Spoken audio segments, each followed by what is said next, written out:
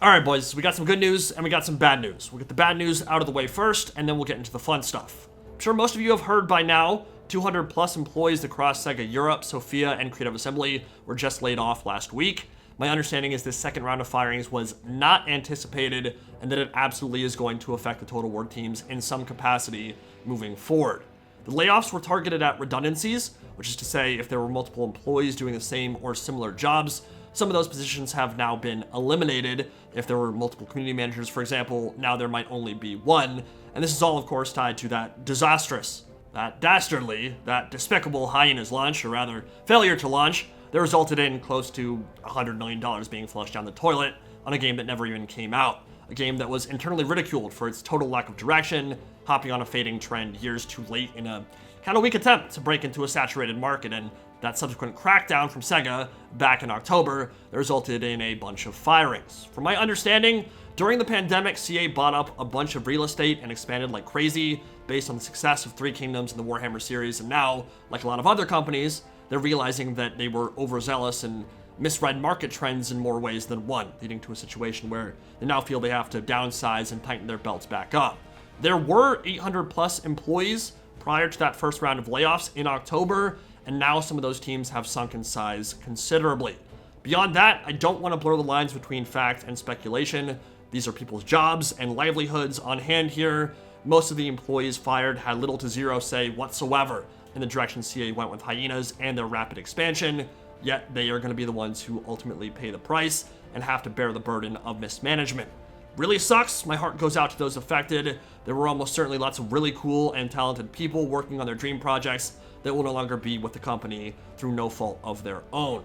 How that brain drain will affect Creative Assembly moving forward is really difficult to say right now, but realistically, I think people should dial back their expectations for stuff after Thrones, at least in the immediate future, and then we'll see where things go from there. For a company that was already struggling to meet deadlines and release content in a timely manner, it's fair to suspect that it's going to get even harder for them now after laying off 200 plus employees last week, though of course we have no idea how many of those were directly tied to specific projects like Warhammer 3 DLC, future historical titles, or 40k.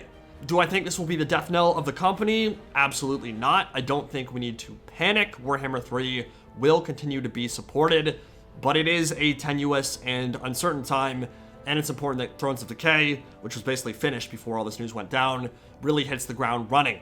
Thankfully, it did have plenty of time in the oven, and if it's affected in any way by the recent layoffs, it's much more likely to be marketing related than anything pertaining to the actual polish or content of the DLC itself. And with that in mind, let's now shift to the good news. There are some massive pricing changes coming to Thrones of Decay and potentially future DLC that should make a lot of you very happy, and I can confirm this pricing change was planned and implemented before all the recent drama.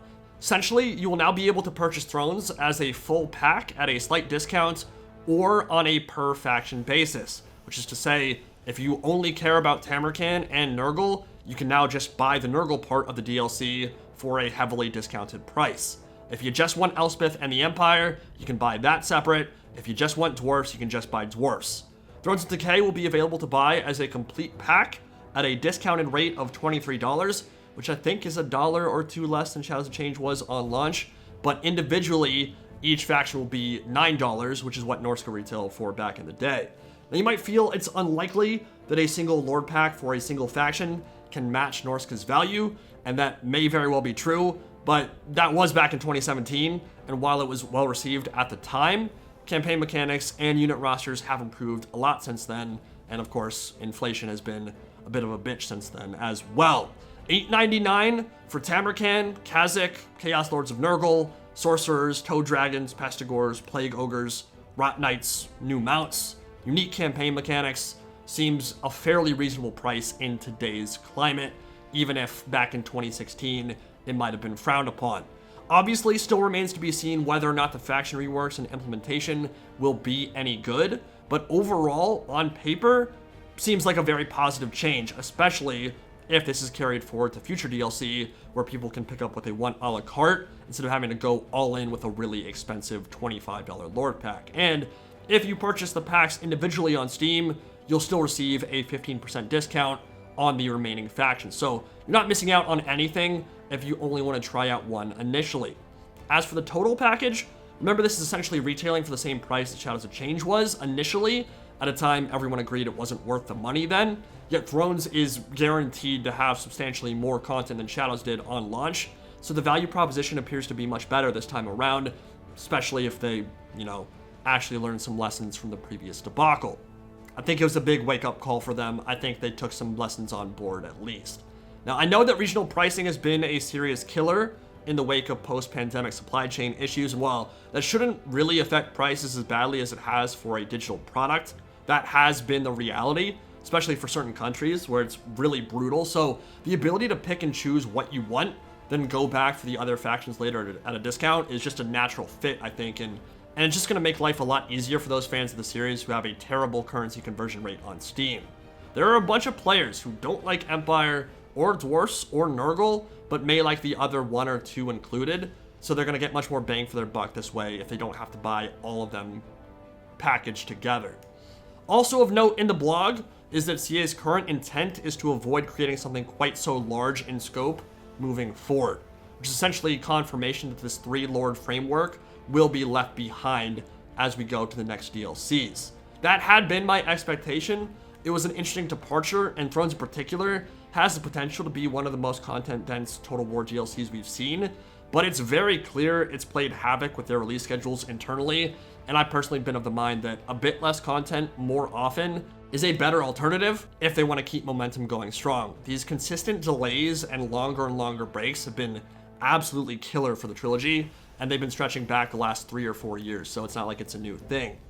Remember, the first iteration of Thrones was not going to be like the one you're getting in late April this year. It was not going to have this much content. They pushed it back from winter 2023 to spring 2024, specifically because of the backlash and relatively poor sales for Shadows of Change. So those 3 months, those 4 months were basically spent just adding a bunch of extra stuff that we weren't going to get initially.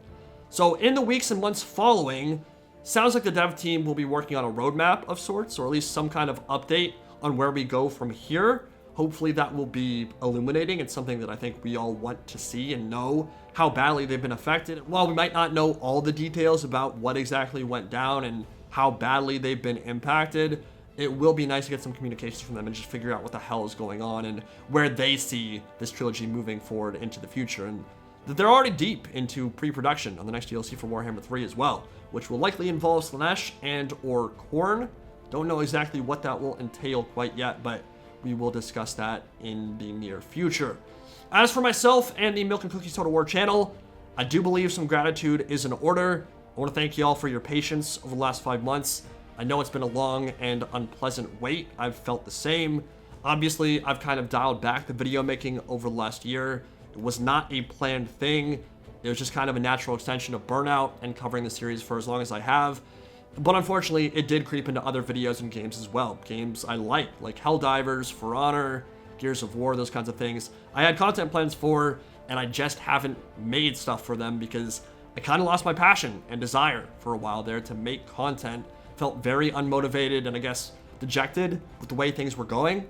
But that had been building long before Shadows of Change ran itself into a wall. So that was kind of the nail in the coffin for a little bit there, rather than the impetus or the reason that all this started in the first place. So I want to thank patrons and channel members and really any subscribers and longtime viewers of the channel for their support over the last 6 or 7 years. It truly is deeply appreciated.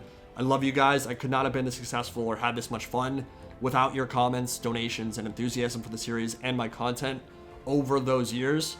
And so I just want to say I apologize for the hiatus, and I want to thank you all for being patient with me. The plan is to try and get back on a regular upload schedule of at least 3 to 4 videos a week, but maybe 5, especially during those initial weeks after Thrones of Decay. Would love to get 5, maybe even 7 videos up per week. Would be really nice to get back on that horse there. And especially for Thrones of Decay, but even in the future after that, I just want to get back into doing content again on a fairly regular basis. There will be new vids and new content soon. There will be a full reveal trailer and breakdown of Thrones of Decay as per usual, and we will prance like the days of yore in poppy fields of pestilence. Hope you guys can join me on that journey, and I'll see you all in the next video. Any Pride, signing out for now. Have a good one, guys.